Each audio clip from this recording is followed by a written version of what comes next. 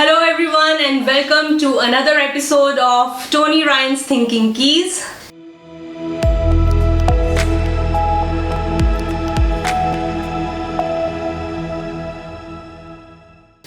As I always share with you that these thinking keys enhance thinking skills of the students. When you use these thinking keys, the students, as they find solutions to it, as they get on working on these questions, they enhance their innovative thinking skills, their creative thinking skills, their critical thinking skills. So today's two keys are the alternative key and the combination key. The first one is alternative key. In it, students shall list alternative ways to do a task, which means they cannot mention or use the normal method, tool, or implement. For example, work out 3 ways to peel a potato without a peeler or a knife. Usually, we peel the skin off the potatoes using either a potato peeler or a knife. But what could be the ways without using these tools a potato could be peeled? Possible answers could be boil the potatoes and remove the skin, very common one. Use a lid of the tin can to peel the skin off, be careful though.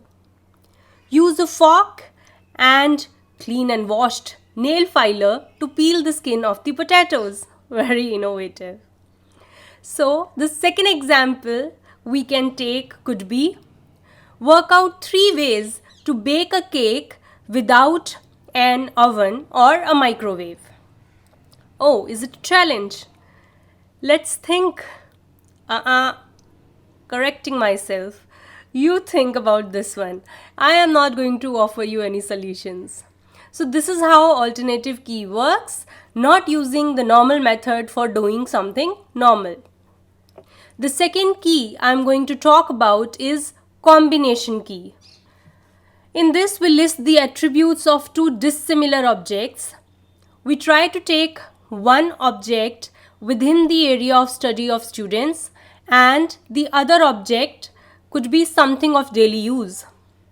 Then we combine the attributes of both the objects and students bring up the innovative ideas to combine those objects into a single object with a different purpose. Many important inventions such as the disposable razor were created in this way. So in the disposable razor, the concept of loading bullets into a rifle combined with a normal razor was used. Let's see one example. List attributes of both and then combine a bar magnet and a toy truck. So let's reflect on the attributes of both and then see what could be made using these 2 objects. A magnet attracts materials like iron, cobalt and nickel. A toy truck is made of plastic, steel and rubber. A magnet suspended through a string always points towards the north-south direction. A toy truck can move around on its rubber wheels. A magnet's like poles repel each other. A toy truck can run on smooth surfaces and doesn't need any fuel. The possible combination could be a magnetic iron nail or screws picker can be made that can be useful to a carpenter to collect the nails and other accessories from the wood dust. Second, an electric magnet operated moving bell can be made that raises alarm or produces a sound as soon as it notices water, juice or any other liquid spilled on the floor. It can be used in hospitals, old age homes, etc. Let's take one more question. List attributes of both and then combine a leaf and a rat trap. Now this is for you to think. Use the combination thinking key and come up with the innovative ideas.